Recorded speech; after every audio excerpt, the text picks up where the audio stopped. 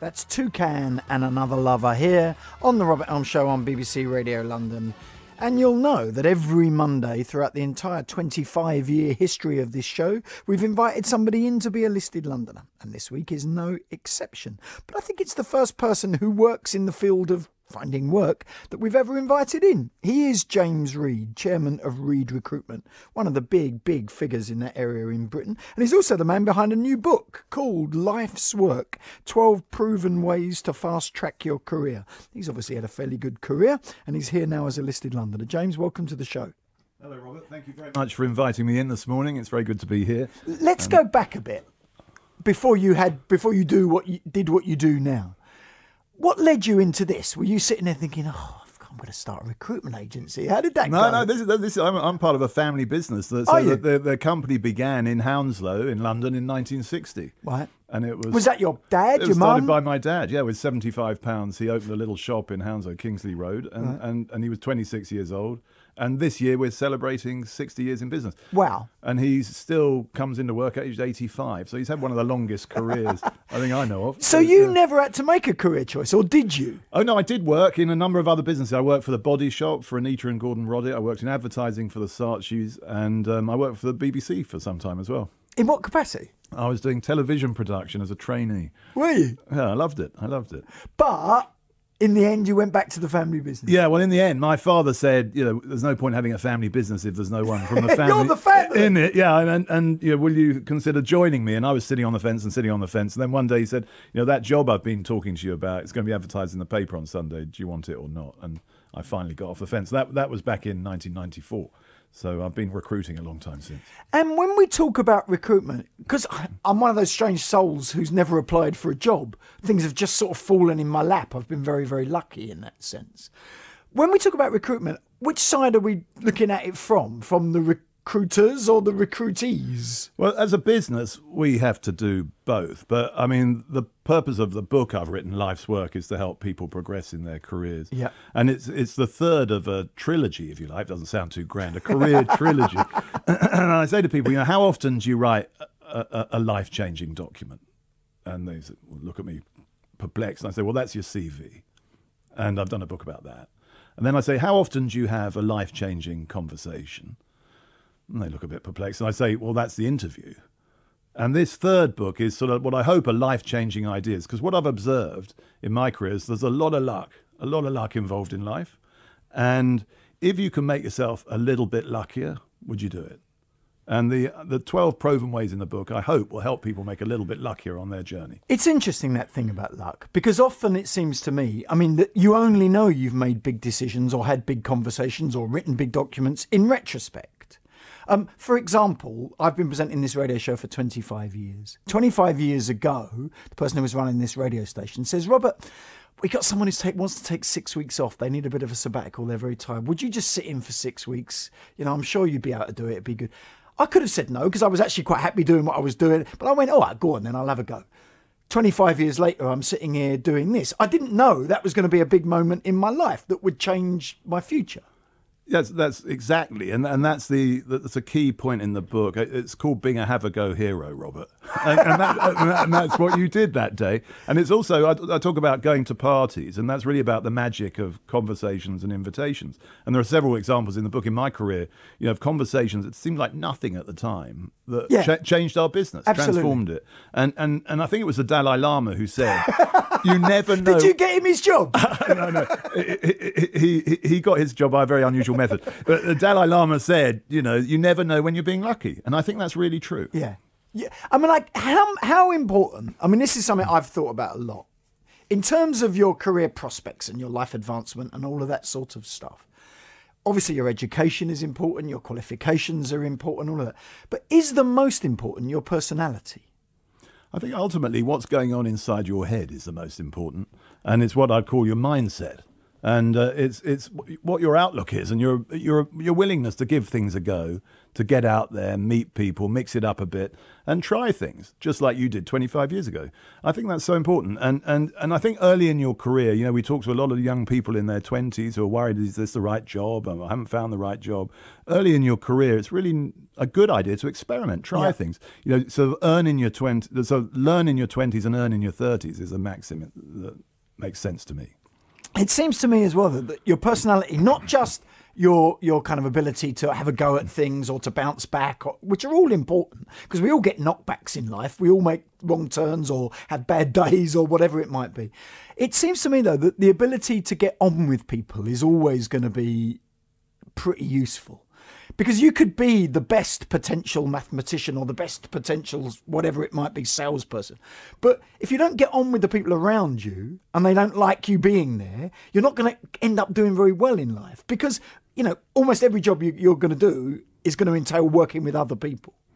Yeah, we all work with other people. We're all connected to other people. And I mean, some people are better at getting on with people than others, aren't they? And some jobs require that more than others. You know, I was just thinking, you know, if you're a buyer, you have to be quite tough and get the price down. But if you're in sales, you've got to get on with everyone. Yeah, you have to be friendly and everyone's got to be pleased to see you. So, you know, the different jobs do require different, and we are all different. And I think what's important is we only live once, and it's really important that we all find work that we enjoy and that we'll do well at. Is it slightly old-fashioned, though, perhaps, I mean, you know, for good or bad, to think of the idea of having a career and a job?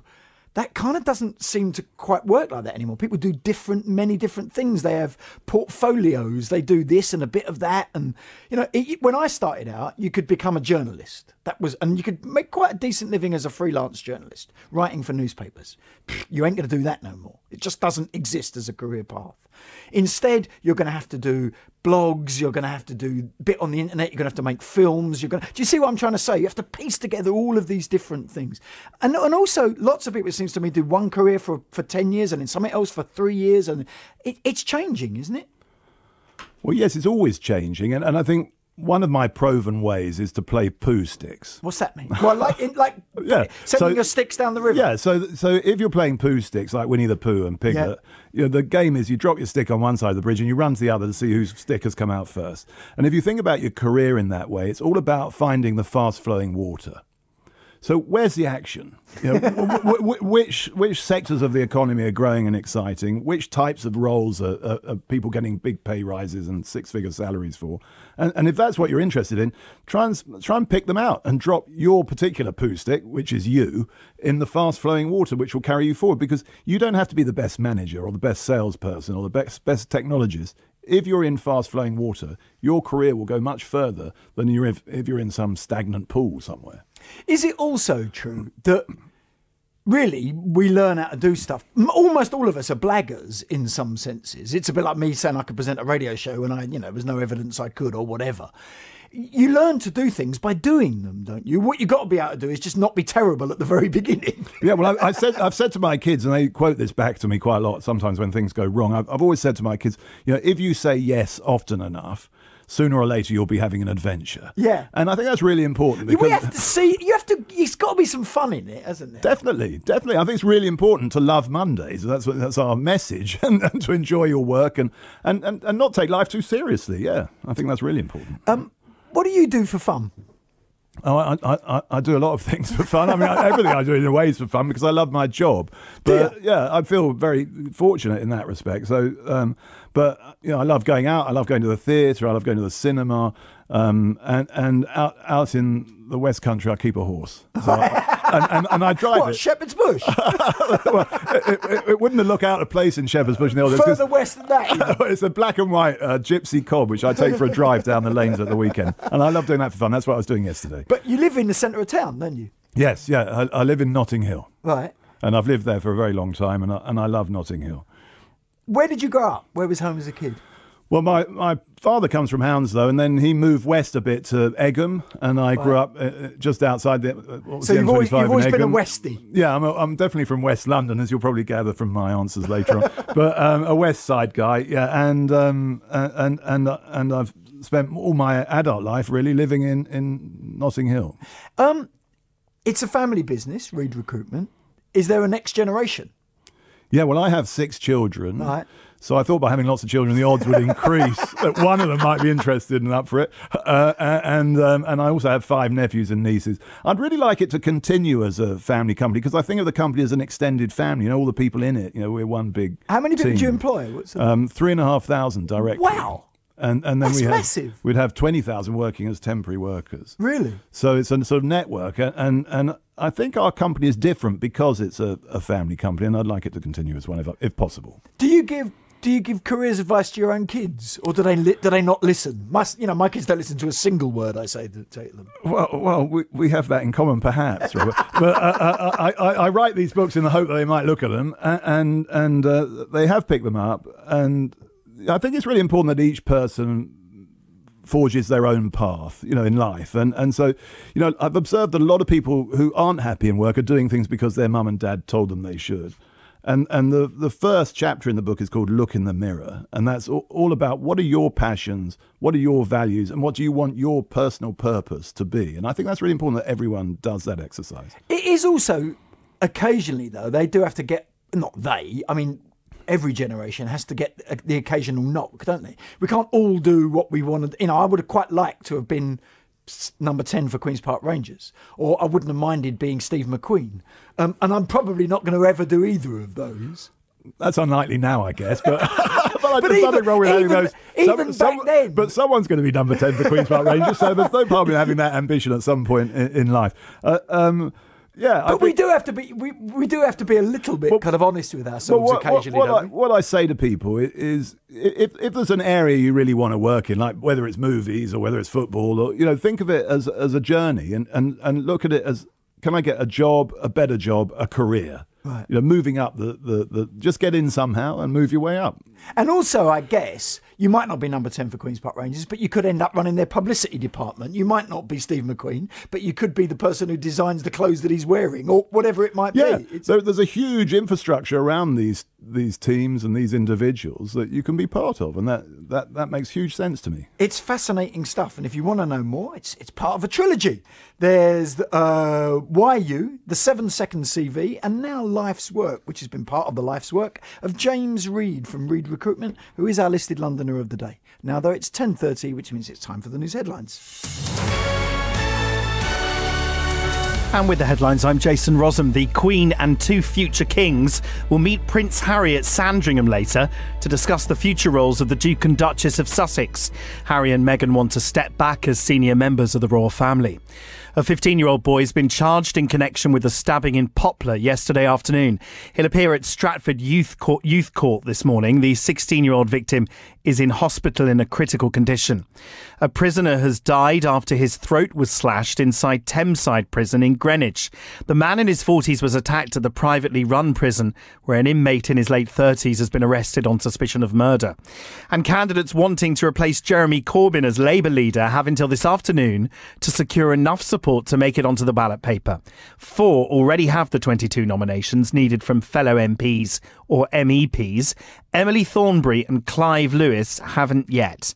London's weather, some possible showers later this morning, but generally dry with some brighter spells and a strengthening southwesterly breeze with temperatures between 9 and 10 Celsius. Watch out, though, for the downpours of rain later this afternoon, along with heavy gusts of wind. Now, with the BBC Radio London travel, here's Rob Oxley. Looking at the North Circular at the moment through Palmer's Green, Jason, on the cameras. Traffic queuing in both directions, or with traffic westbound slow from the 4th Street Tunnel through towards Green Lanes. There's one lane closed off after a vehicle caught fire. The North Circular southbound down towards the Beckton roundabout, looking very slow. One of the slip roads to join the A13 is closed off because of some roadworks that are overrunning. That's been adding to the usual morning delays throughout the morning. And at Finsbury Park, Seven Sisters Road, near to the junction of Black Horse Road, there's still some temporary Blackstock Road rather. There's temporary traffic lights for emergency repairs to a burst water main that have been causing delays all morning around the area. Trains and tubes, though, posting a good service. There's more travel just after 11. This is London. Tell me about life as a cabbie in London right now. BBC Radio London Breakfast. Because it seems to me there are closed roads all over the shop. What's happening out there? With Vanessa Feltz. Your accent has changed, your way of dressing has completely changed. We would never know that you were British born. My accent is gone, as you can hear. Exactly. Weekday mornings from 7. Just going to check whether my guest has heard of F&B, have you? Not one I've heard before. No. But it was food and beverage. Vanessa Feltz. Weekday mornings from 7. BBC Radio London. And I'm with our listed Londoner of the week, who is James Reed, chairman of Reed Recruitment. James, we've ascertained that you're a West London boy, that you live in Notting Hill. You're going to pick that as your favourite neighbourhood? Yes, I am, Robert. I love Notting Hill. I've lived there for many, many years. It's changed a lot. It has, but you know what? It's still a really vibrant, friendly neighbourhood place. And, we've still got the wonderful Portobello Market. There's the carnival that happens every year. And that's the biggest street party in Europe. So there's a lot going on in Notting Hill. And you don't have to walk far to meet someone or to have a good night out or go to a good pub. And it's got everything, I feel. Is it good? Did you bring your kids up there? Yeah, they were all born in Paddington, St Mary's.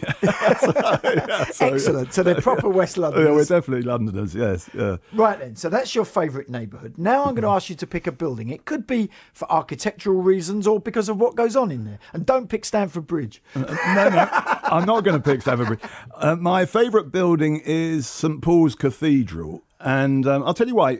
For me, it sort of embodies not one religion, but like the spirit of London and all the people who live in London.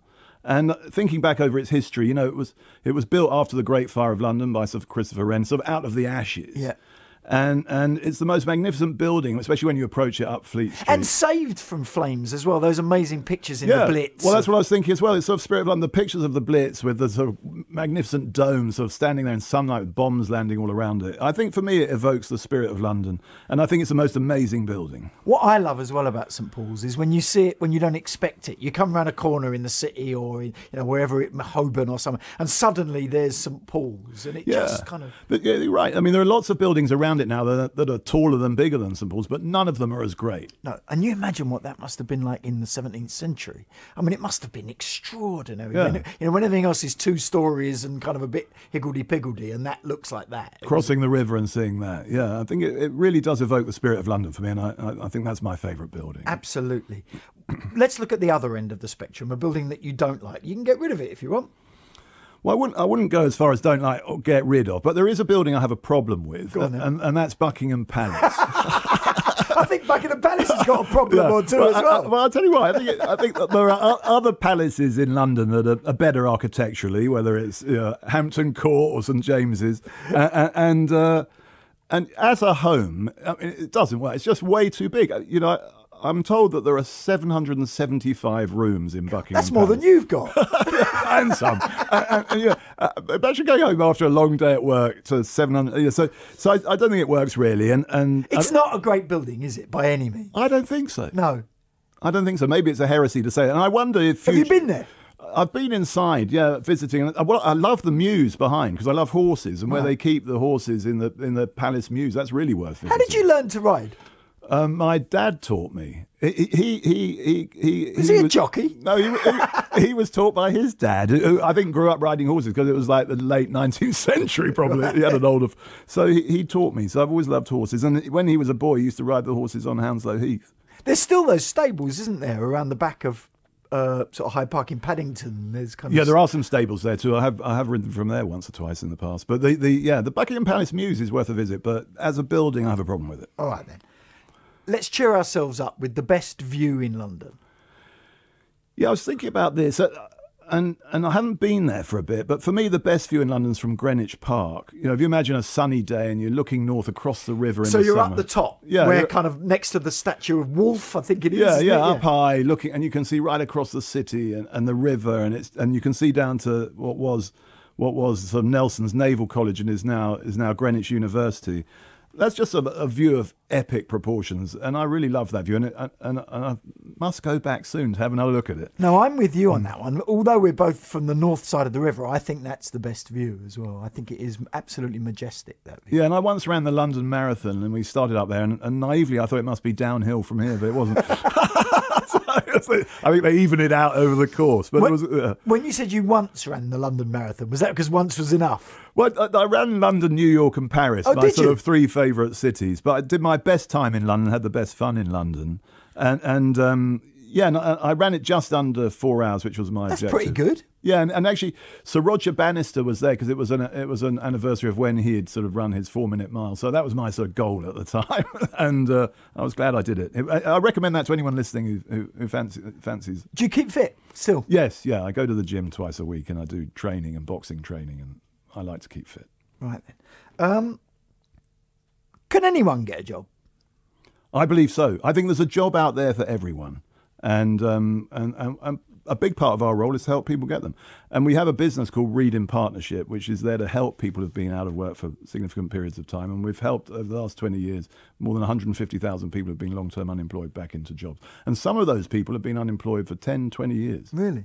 Yeah. So, what's the most important first step, would you say? Well, to sort of try and get to know the individual and get to know their barriers, if you like. Yeah. What is it that's stopping them? Yeah. What is it that's preventing them? And working closely with them one-on-one on a journey. And that's how we've helped those people into jobs. Okay. Pick your favourite open space, a park, a garden, whatever you fancy. Yeah, I really love Hyde Park. And I can get there very easily from where I live. And we take our dog around Hyde Park, and it's a nice walk if you go around the perimeter. Where'd you go? Take me on your walk. Well, I start in the northwest corner. Okay, gotcha. So if you know, north of Kensington Palace. Yeah. Walk down that big drive past the statue of Queen Victoria. Yeah. Left along the bottom up to Hyde Park Corner. Up to Speaker's Corner. That's and quite a schlep, that one. That's quite a big one. Well, my wife's a faster walker than me, so I'm usually sort of panting behind trying to keep up. How long does that take? Well, it takes her less time than me. You can do it in under an hour if you push it. I was going to say, I would have thought that's over an hour, that walk. But yeah. Well, it is for me sometimes. It's never is for her. So we try and do it at pace. But it's a really beautiful walk. And I love you really become aware of the seasons in Hyde Park. You know, in London, it's very easy to sort of just miss the seasons a bit when you're so busy and going up and down the underground, and you really experience the seasons there. And you see Winter Wonderland with all its lights, and you see the concerts in the summer, or you see people riding horses along Rock Road. Yeah, and if you go early, you see those wonderful cavalry out practicing. There's so much going on, and I really enjoy that as an open space. Okay, are you a shopper? Yeah, I do shop a little. I do quite a lot of shopping online. So what you're going to ask me what my favourite shopping? I have got one. It could be any kind of shop. It doesn't have to be, it could be anything, hardware, stationery, books, whatever you like. It's a shoe shop, my favourite shop. And it's run by a woman I know called Penelope Chilvers, and it's in Ledbury Road in Notting I don't Hill. know it. And what's it called? It's called Penelope Chilvers. Right. Okay. And I call her Penny, but she's got the most wonderful shop, and they do men's and women's boots and shoes.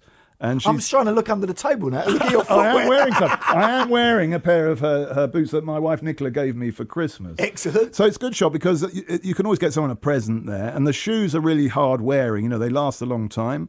And best of all, they have a paella party for their customers on the street at the end of the summer with a disco. So, how many shops do that? A pair of shoes out of disco and some paella. Perfect. Yeah, I think that's great. Yeah.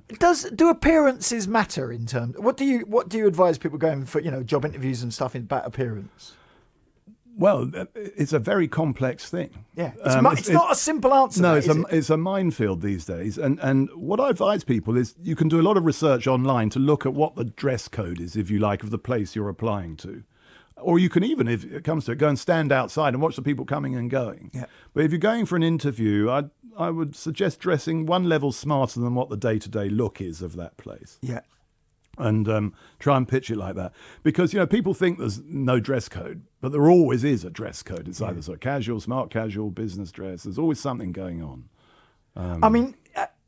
This is going to sound very facile and silly, but throughout my life, whenever I've had an important meeting or, a job interview disguised as something else, because I've really gone down a formal route, most of what perhaps stupidly, but most of my energy have gone into working out what I'm going to wear. That sounds really silly, but it is the first impression you make as you step across that threshold of whatever it is, whether it's the boss's office or into the restaurant where you're meeting someone or whatever, the first thing they're going to see is what you're wearing. And it really does make a difference. And it isn't always about putting on your best suit by any means whatsoever. Yeah, it's quite interesting. You could develop your own personal brand and just have a look that you always wear. Yeah. And this is me. If Bill Nye is coming along for a meeting with you, he's going to dress like Bill Nye. Yeah, exactly. But there's no reason why we all couldn't do that. And I think that's quite clever. I always wear red socks. I don't know why. I love a pair of red socks. I've always worn them. I think I originally started wearing them because I wanted to see if my kids had nicked my socks. But now they're all wearing red socks because they've nicked my socks. But it's amazing how many people remember that or comment on it, and I'll continue wearing red socks. It's like a little personal branding. All right, then let's go for a meal or a drink or whatever. Your favourite pub, bar, or restaurant? Well, my favourite restaurant is in Notting Hill area as well, and it's Clark's in Kensington Church Street. And I actually went there last week to celebrate the publication of the book with Nicola. It's run by Sally Clark, who opened it in, I think, 1984 or 1985. It's been there a long time. It's been there a long time. And she's still there pretty much every day. And it's simple, seasonal British food. But you know what? I've never had a bad meal there. And the service is really good. So it's a sort of surefire bet. If you want to have a good dinner and be really well looked after, I'd recommend Clark's Restaurant in Kensington Church Street. And just across the road, if you want a pub, you've got, of course, the Churchill, which is... Is that the one with all the flowers outside? Yeah, well, in the summer, it's just decked with flowers. And it's got the best floral display, I think, of any pub in London. And in the winter, it's lit like a Christmas tree with all the Christmas lights. It's incredible at the moment. So you've got a good little combination there at the top of Kensington Church Street. Perfect. You could do both on one evening. That's right. Pick one memorable night out in London. You just had a party for the launch or meal for the launch of your book. I've had so many memorable and sort of partially memorable and nights out in London. I've had such a good time in my life in London. There are so many here, but in a way, I mean, the one I should say is it was a night when I didn't intend to go out at all, and that was a night, back in 1986 when my cousin, I come home from work and he said, come out for a drink with some friends, and we were talking about the magic of invitations and conversation. And, I was reluctant to go. I wanted to watch the football on the TV, and he persuaded me to go, and I'm glad he did, because that's the night I met the woman who was going to be the mother of our 6 children. And that's what the wonderful thing about London is, all those sort of unexpected meetings and combinations of people. And that was in a place called Julie's Bar, which is about 200 yards from where we now live. So, and you know what? I proposed to her there. And what, that night? Not quite that quick. Took me a bit longer than that. That would have been good. I wish I'd been that clever. But it would have saved a lot of time. I proposed to her there, and we celebrated our daughter's 18th birthday there. So, it's a sort of special place for us. That's a pretty good night. But think about this. There was another day, I thought, only in London. When I was 15... Madness, the band, had a concert at what was then the Hammersmith Odeon for under 16-year-olds. It's still the Hammersmith Odeon. Yeah. And I went, and that was in the morning, and then in the evening, this was in 1979, I went to hear the Clash at the Electric Ballroom. So Madness in the morning and Clash by night, only in London. That is pretty good going. That was the most amazing day that I still cherish. Excellent, that one. Have you always liked music? Yeah, I love music. Yeah, I mean, I haven't met many people who don't like music, really.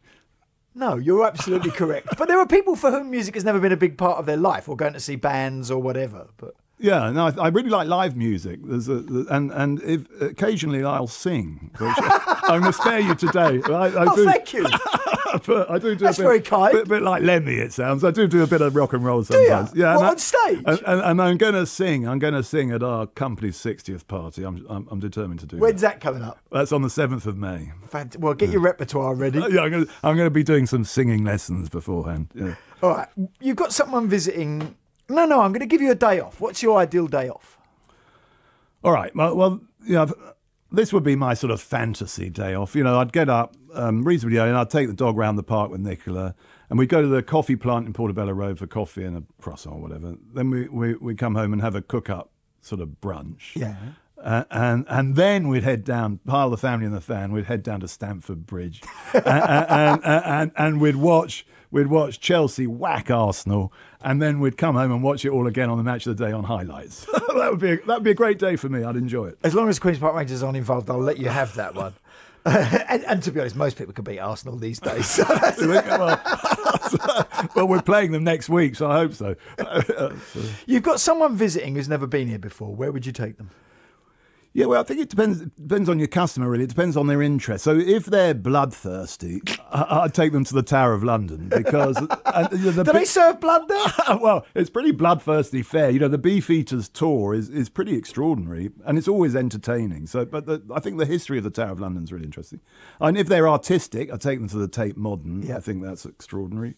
And if they're into history, I'd take them to Churchill's Bunker, which is underneath the Treasury. The War Room. Yeah, you must go. Everyone must go. We've had the people from it on the show, but I've never been down there. Yeah, you must go. And what's amazing about it, it was sort of closed at the end of the war, and it's been left just as it is.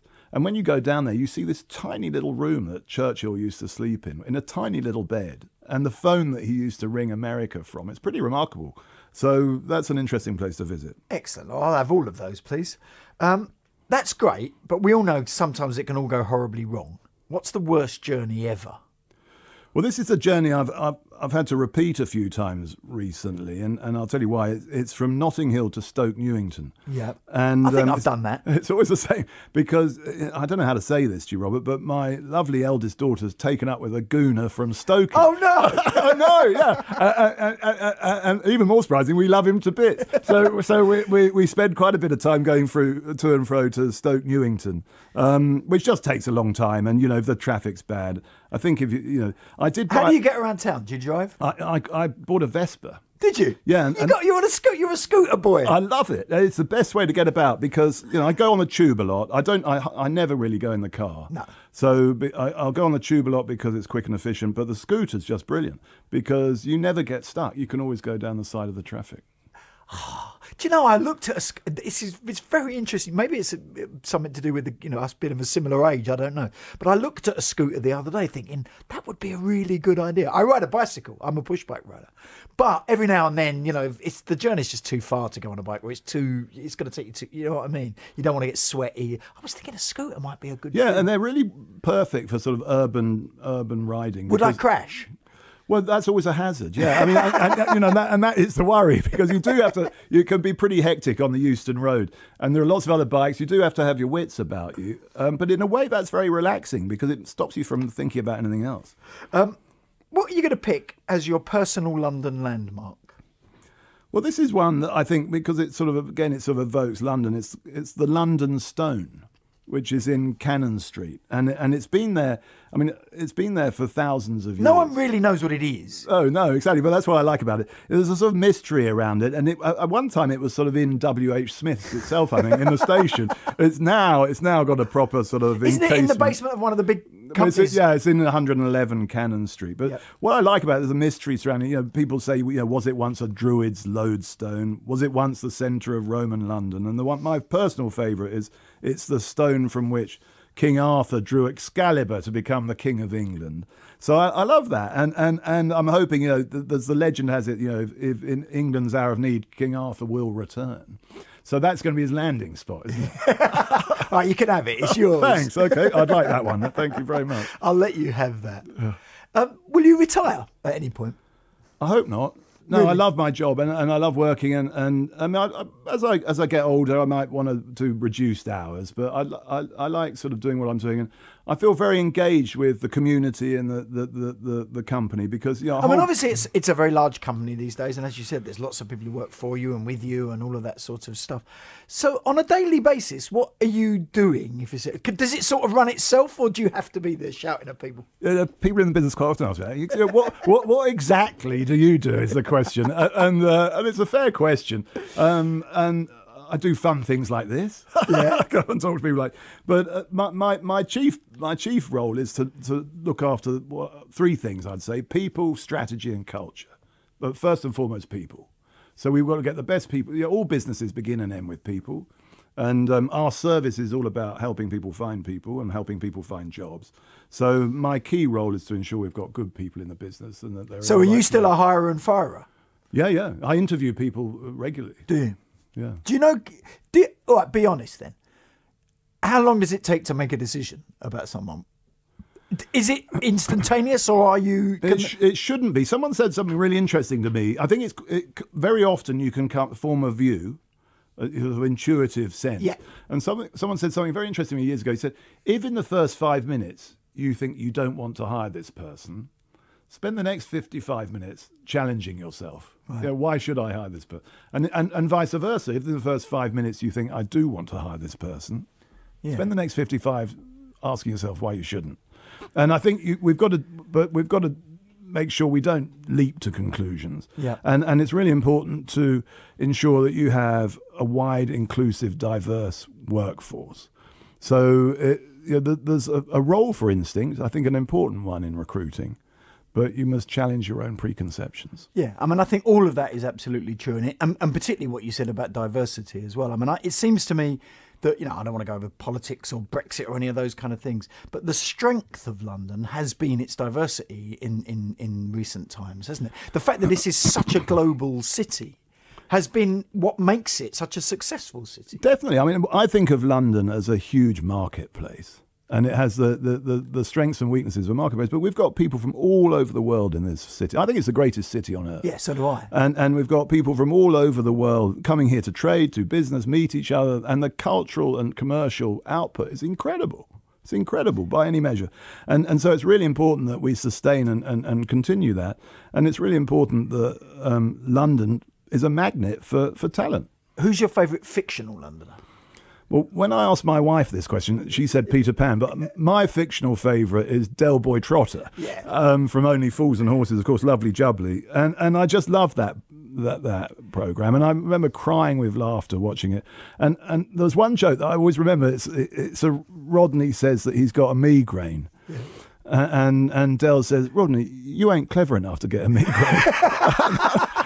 And every time someone calls in sick or can't make an appointment because they've got a migraine, that sort of joke comes to mind somehow. But it's interesting that you've chosen him, and he is fantastic. He's one of the great creations. Because in many ways, he's the Artful Dodger. He's what Budgie was. He's this. We love a sort of someone who ducks and dives and bobs and weaves a bit. A villain, but not too villainous. A nice, gentle, kind villain. He's a market trader. He is exactly that. He's a market trader. So he's a market trader. He's a costermonger, and he's got a great sense of humour. And I think that's the sort of essence of London, really. The humour and the commerce. and long may that continue. Favourite London film or book or play or whatever you want to choose. Yeah, going back a way, it was celebrating 40 years last year. I picked the film Quadrophenia. Really? I mentioned I had you've got a scooter. Yeah, no, I like that. And I really loved that film when it came out. I mean, the lead character's called Jimmy, and he was a bit hopeless. And I guess I was called Jimmy and 16 at the time. But I loved it, and the soundtrack's so fantastic. The songs from The Who and the Ronettes and James Brown. I mean, it's got an amazing soundtrack. And there's some very funny scenes around Shepherd's Bush. They all hang out in that Goldhawk cafe.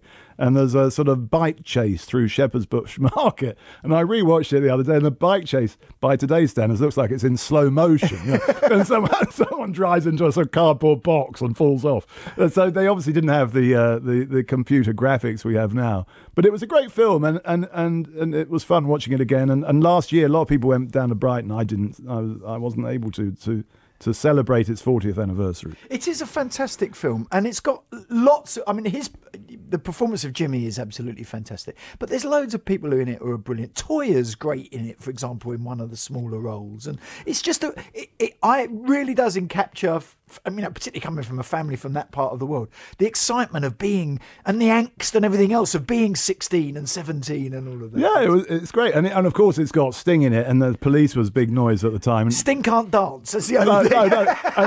But I like the play on it. That he was the sort of mod god. The ace face. Ace face. That's right. And then he becomes bellboy, which I thought was an interesting reversal. Yeah. All right. Final question involves time travel. You're allowed to go forwards or backwards, and you're allowed to return. We're not going to maroon you there for the rest of your days. Where would you go?